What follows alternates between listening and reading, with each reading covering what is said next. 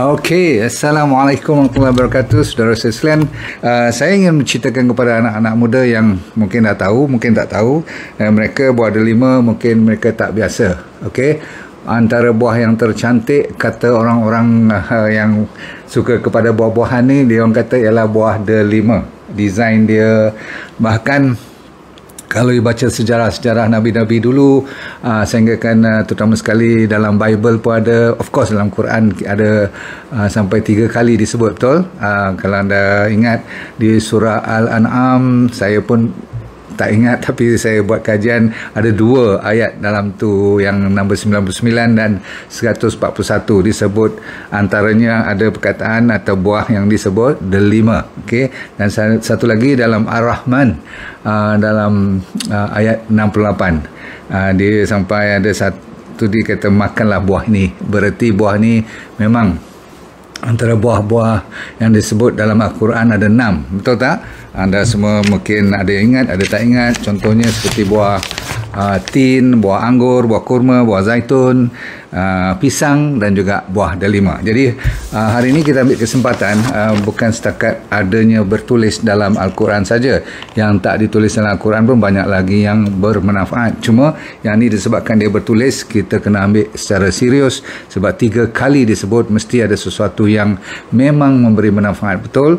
Dan saya tulis kat situ tadi, titlenya ada 4 bahaya. Bukan bahaya macam mana, kalau benda baik pun, betul tak? Kalau benda yang best, yang bagus, saya selalu kata kalau terover, kan Tuhan sendiri kata kalau berlebih-lebihan pun dia tak suka. Rupanya betul, sebab buah delima ni pun kalau berlebihan ada dia punya side effectnya. Saya akan beritahu sebentar lagi. Anda dah bersedia? Okey, sebagai pahlawan anda kena sentiasa bersedia untuk kita mencari satu lagi jawapan kepada berbagai jenis penyakit atau kemuskilan tak sihatnya badan kita, boleh dibantu dengan buah-buahan. Baiklah, nombor 1, pomegranate ataupun buah delima yang disebut 3 kali dalam Al-Quran tu, ataupun nama sainsnya Punica granatum. Tak apa, tak ingat tak apa, ingat buah delima cukup. Okey, sebab dia kata orang asal usulnya di negara Timur Tengah lah, Iran, Iraq, India. Sekarang ni di Israel merupakan salah satu daripada buah yang paling popular dan diatur elok sangat. Maklum sajalah kan, buah ni dia orang percaya antara buah, dia orang ada 7 buah-buahan dan makanan yang dipanggil dalam agama Yahudi, dipanggil 7, dia panggil heaven food, makanan syurga dia orang ada 7, dan delima antara satu daripadanya. Faham? Baiklah, kita fokus kepada delima kita, iaitu satu cawan. Saya tunjuk pada anda, tadi dah tengok kan, ni saya tak ingat banyak mana dia dapat buat jus tadi. Saya nak bagi tahu anda nanti sama ada jus ni bagus, ataupun makan buahnya, ataupun nak makan dengan dia punya yang putih-putih tu sekali. Tak nampak tak dia punya, orang panggil apa, sabut tu, dia punya pulur dia. Okey, dia punya serat dia tu, yang putih-putih tu. Okey, yang tu sebenarnya pun boleh dimakan, nanti saya sebut.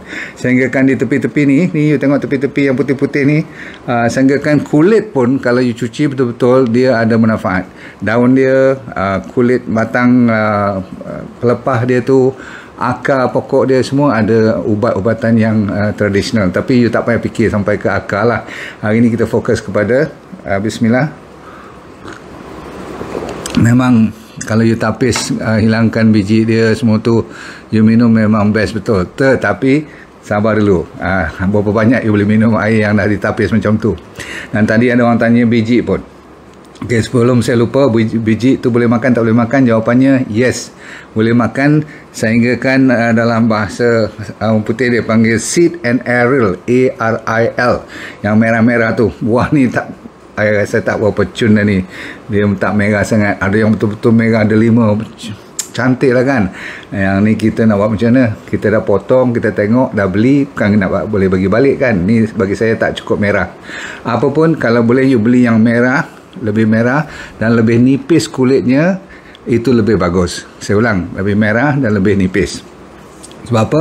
Warna merah delima tu ada dia punya anthocyanin, ada dia punya zat yang lebih gelap dan lebih orang kata apa, dalam, deep, dia punya warna lebih bagus. Termasuklah kulit sekali kalau you tengok. Faham? Okey, baik. So 101 cawan macam saya minum tadi ni, okey. Kalau dia terdiri daripada biji-bijinya dengan aril tadi, isinya sekali tu, makan dengan biji sekali, dia lebih kurang 140 hingga 150 kaloris. Jadi agak-agak tinggi juga kalau banyak cawan yang saya tunjuk tadi tu kan. So dia lebih kurang 80% terdiri pada air. Sebab tu kita tak apa risau sangat. Namun you kena hati-hati sebab dia ada gula buah lah yang agak tinggi sikit daripada buah-buahan lain. Walaupun glycemic indexnya dalam 50-an macam tu, nak masuk 55, tapi dia diiktiraf sebagai antara buah yang ada gula lebih sikit daripada buah-buahan lain. Dia manis kan? Baik. Apapun, dia tinggi dengan fiber. Yang ni kelebihan utamanya. Saya mulakan sekarang kebaikan manfaat dia. Dia tinggi, nombor satu, fiber. Jadi kalau you dengar perkataan fiber, serat, memang bagus untuk apa? Cepat. Come on warriors sekalian. You tak payah saya tanya lagi dah. Jawab terus. Bagus untuk GIT, gastrointestinal tract. Maksudnya untuk usus, untuk stomach, untuk bakteria. Kan bagus kalau you jaga bakteria. Ini antara buah-buahan yang terkenal untuk jaga bakteria. Maklumlah you gigit, bukan you gigit hancur semua, betul tak kalau you makan buah ni. Kadang-kadang telan biji-biji sekali. Tak sempat you kunyah pun you tertelan dah, betul tak? Jadi kita kunyah sekali lah dengan dia punya apa tadi saya kata tu, sabut-sabut dia tu kan, dia punya pulur dia tadi tu yang putih-putih tu, you gigit sekali, no problem. Lepas tu ini semua bagus untuk siapa? Untuk bakteria kita. Jadi dia jadi prebiotik.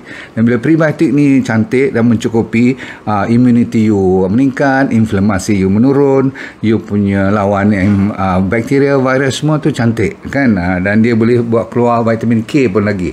Bakteria tu kalau dia seronok, dia akan bantu you keluar hormon, vitamin, macam-macam yang you tak boleh keluarkan, dia boleh keluarkan. Maksudnya you tak boleh proses kan, dia tolong proses kat you, bakteria ni. Dan dia menjaga hormon, dia menjaga tidur, semua. Jadi fiber ni saja saya mula mukadimahnya, you dah dapat manfaatnya hampir 5-6. Dan dari sinilah dia akan keluarkan juga apa nama gallic acid, ellagic acid, dan dia produce glukos ni untuk apa? Untuk mengeluarkan dua nama yang you dengar sekali you akan lupa, tetapi bagi sebagai pengetahuan you kena tahu kenapa delima tu diiktiraf sebagai superfood dari sudut sains selain pada buah syurga lah. Okey, itu nombor satu ialah dia keluar nama punicalagin. Nak sebut pun susah. Punicalagin ni adalah antioksidan. Alah, kalau you dengar daripada sayur semua tu, you dengar perkataan flavonoids kan, phytonutrient, tapi buah ni khas, special, dia ada nama punicalagin sebab daripada punicalagin ni lah dia keluar satu nama yang dipanggil urolithin A. Nama kalau you lupa tak apa, tapi you tahu specialnya buah delima ni sebab urolithin A ni lah. Urolithin A ni pula dia specialnya dua. Satu, dia meningkatkan tenaga sebab dia main dengan mitokondria. Dia macam satu bahan yang macam pembakar bagi kita aktif. Sebab tu orang yang suka bersukan, kalau dia rajin minum apa dipanggil buah delima dengan jusnya sekali ataupun dengan isinya sekali, dia boleh meningkat dia punya performance. Faham? Dari segi stamina. Dan nombor dua, urolithin A ni kalau untuk wanita you kena dengar betul-betul. Pasal apa?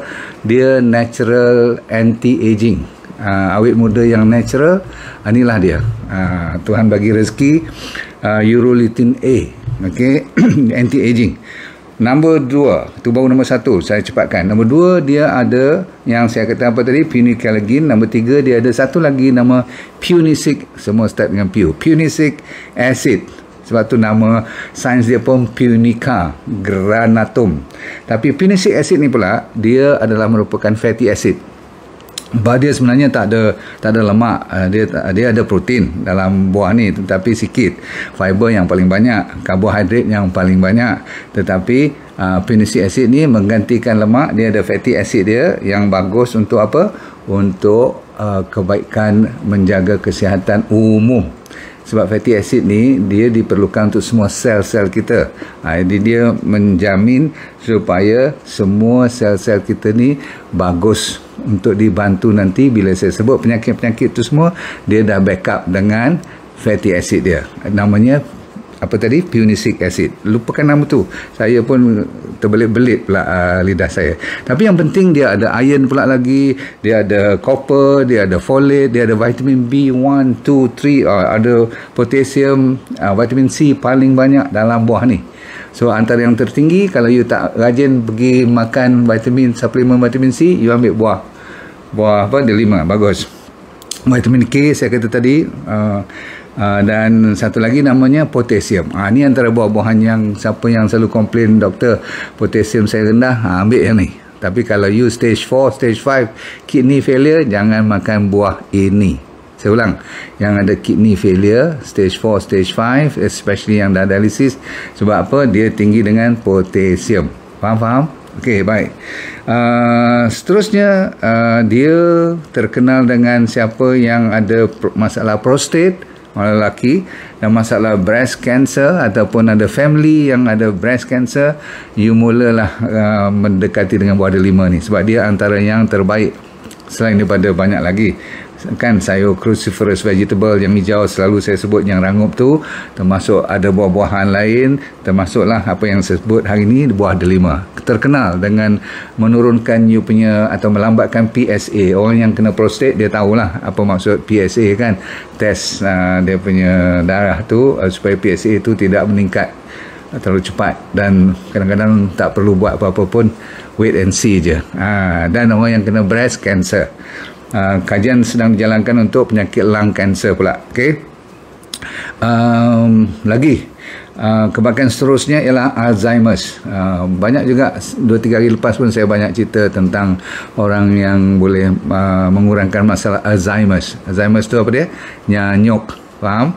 Okey, kita tak maulah bila peringkat atas pada 70 ni dah tak mula apa tu, tak ingat benda dan sebagainya. Dan dia kalau anda bermasalah tentang memory dan masalah bukan saja memory dari segi ingatan secara fizikal, tapi secara visual.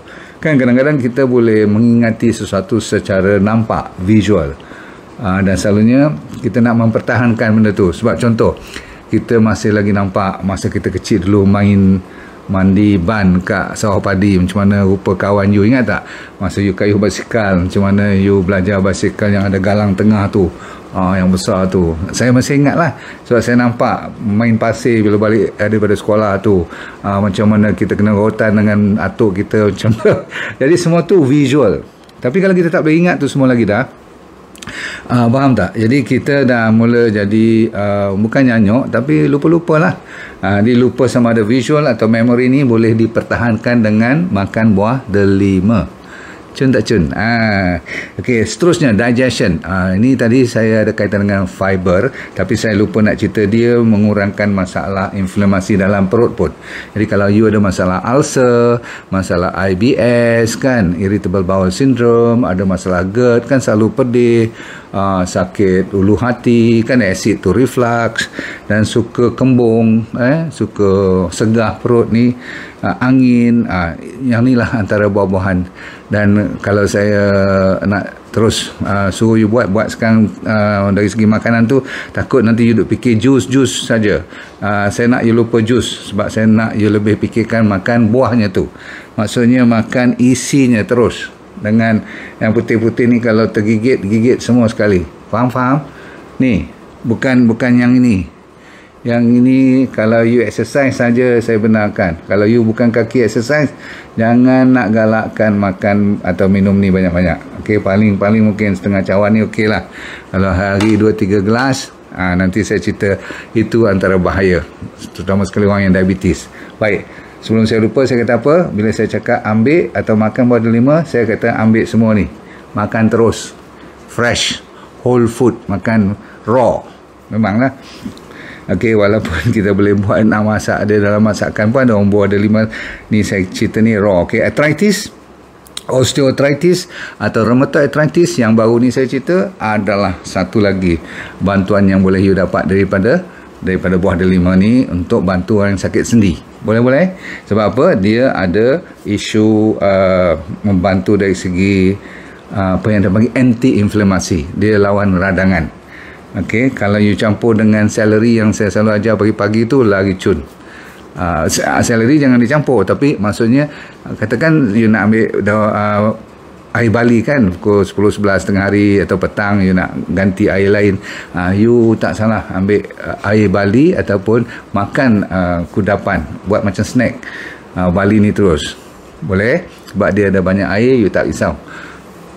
Baik lagi. Heart disease terkenal. Banyak kajian untuk jantung, ini antara yang terbaik. Tuhan jadikan warna merah tu pun mungkin ada signal dia. Saya suka belajar balik warna-warna ni, kenapa Tuhan jadikan beetroot warna merah, rupanya untuk darah ya. Memang betul pun. Dan ni lagi satu buah delima kan merahnya cantik betul. Kalau yang buah yang betul-betul bestnya, yang menyala merah tu, bersinar-sinar warna dia kan, yang tu you lagi makan, bagus untuk jantung, bagus untuk diabetes, bagus untuk masalah insulin resistant. Orang yang belum kena diabetes kan dia degil, maksudnya dia punya result tu always borderline, tak mau nak turun glukos dia, walaupun dia cuma cross pun, dia cross sikit-sikit tapi dia tak mau turun. Yang tu selalunya you ambil dan jinakkan diri you makan dengan buah-buah macam delima ni. Dan terkenal juga dia mengurangkan atherosclerosis, tahu yang plak dalam pembuluh darah tu. Yang satu lagi ialah untuk blood pressure, tapi dia lebih memfokuskan kepada systolic. Saya juga tak faham pasal apa dia cuma menurunkan systolic, kurang memberi impak kepada diastolic. Diastolic tu yang bawah, systolic tu yang atas. Tapi yang atas tu dah terkenal, dia banyak membawa manfaat, dia menurunkan, boleh nampak dia punya result dia. Okey. Yang ni, yang number seterusnya ni saya tak berapa jamin, tetapi ada orang komen kata masalah libido meningkat, dan tetap dari segi fertility, kesuburan untuk wanita, banyak penulisan yang mengatakan dari segi kesuburan, fertility. Okey, tapi soal libido tu saya rasa itu mungkin claim lah kot. Okey, apa yang penting ialah dia ada vitamin K, dia ada juga potasium, dia ada folate, semua ni ada copper semua kan, dengan iron, semua ni bagus untuk apa? Untuk hemoglobin. Jadi siapa yang ada anemia, ni makanan yang saya galakkan you belilah kan, walaupun kadang-kadang mahal sikit, tapi bila dah baik besok you tak payahlah ambil banyak sangat. Okey, selalunya cubaan bantuan suplemen buah-buahan macam ni selalunya antara sebulan hingga 2 bulan. Kalau nampak perbezaan tu berarti dia respon. Kalau lepas 2 bulan pun tak nampak apa beza, mungkin you kena check balik dengan doktor you dan tanya kenapa, apa dah jadi, mungkin ada perdarahan lain, hemoglobin tak naik-naik balik ni. Faham? Okey, baik. Seterusnya terkenal dia buah-buah ni, ada cara kalau you tengok dalam Google pun, dalam YouTube pun, dia ada cara buat delima punya tea. Dia orang ambil buah delima ni dengan dia punya sabut tadi tu, dengan dia punya fiber tadi yang putih-putih tu, dia orang rebuskan, dia jadi warna merah teh dia. Jadi dia orang tapis ataupun tak payah tapis pun tak apa. Jadi buah delima dengan sabut dia tu dijadikan macam teh. So rupa-rupanya teh delima ni dia boleh lawan dengan teh hijau yang Chinese tea ataupun matcha tea tu. Katanya dia kalau lawan dengan green tea 3 kali ganda lebih kuat. Dan kalau lawan dengan anggur merah pun, ni kan air anggur merah, kononnya red wine ke apa-apa, dia 3 kali ganda lebih power. Dari segi antioksidan, dari segi vitamin, dari segi kebaikan semua, dia 3 kali ganda. Cuna kan? So bagi mereka yang selalu ada sore throat, sakit tekak, sakit nafas, masuk sesak nafas, masalah respiratory, selalu sangat kena batuk-batuk, sesama, maksudnya dari segi upper respiratory tract infection lah, maksudnya senang gejala-gejala yang kena kat dada ni, paru-paru ni, ini antara makanan harian you sampai you baik. Terkenal juga dia menurunkan kolesterol. Dan bagi mereka yang nak kuruskan badan, weight loss, ini antara buah-buahan yang dibenarkan.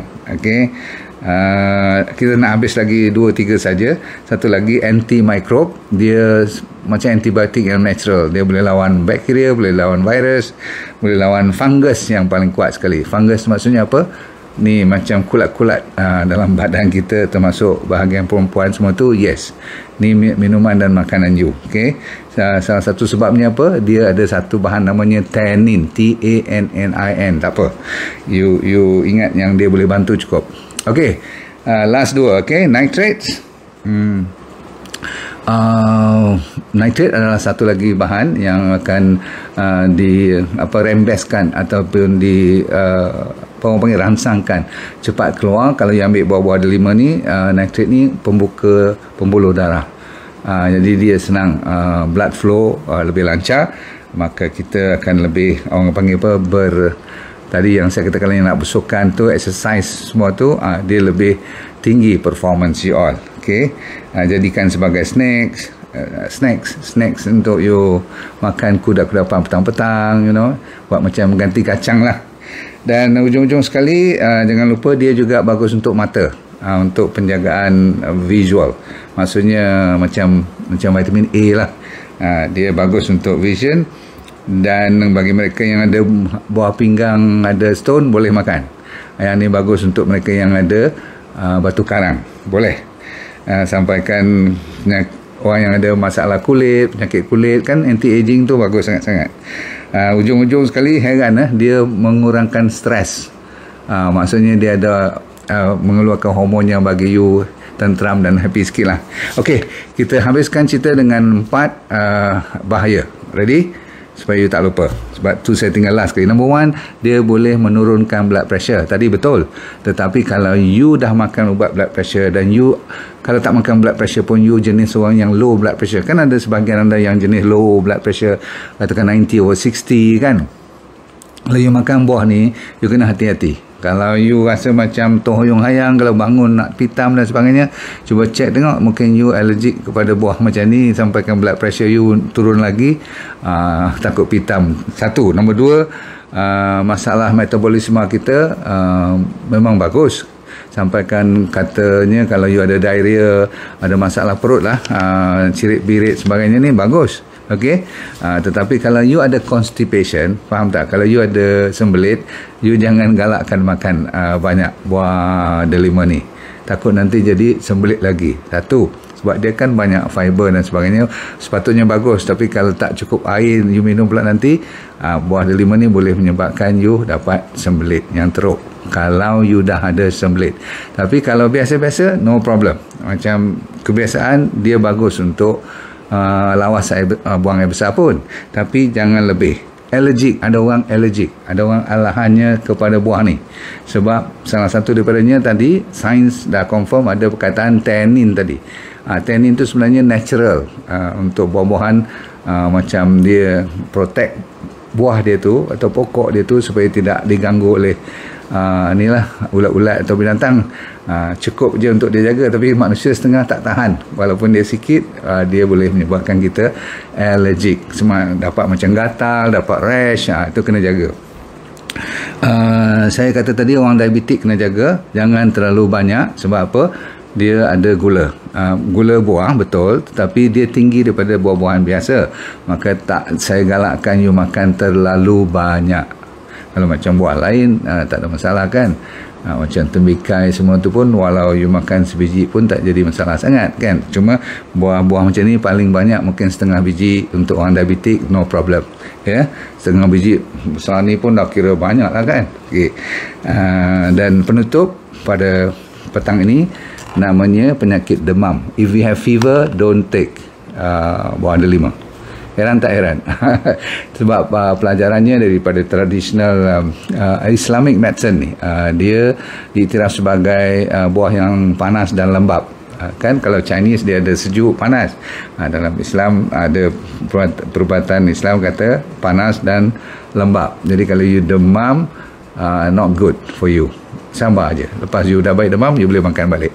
Cukup dulu saudara saya sekalian. Saya mengharapkan you belajar sesuatu. Saya pun masih belajar. Kita sama-sama belajar. Dan kita doakan supaya dunia kita bahagia dan akhirat kita syurga. Dan jangan lupa memberi manfaat walaupun seorang. Tolong cerita pada orang. Kalau boleh sempat tekanlah share. Tekanlah like, tekanlah love. Love is one of the best. Let go and feel good all the time. Assalamualaikum warahmatullahi wabarakatuh. Jumpa lagi.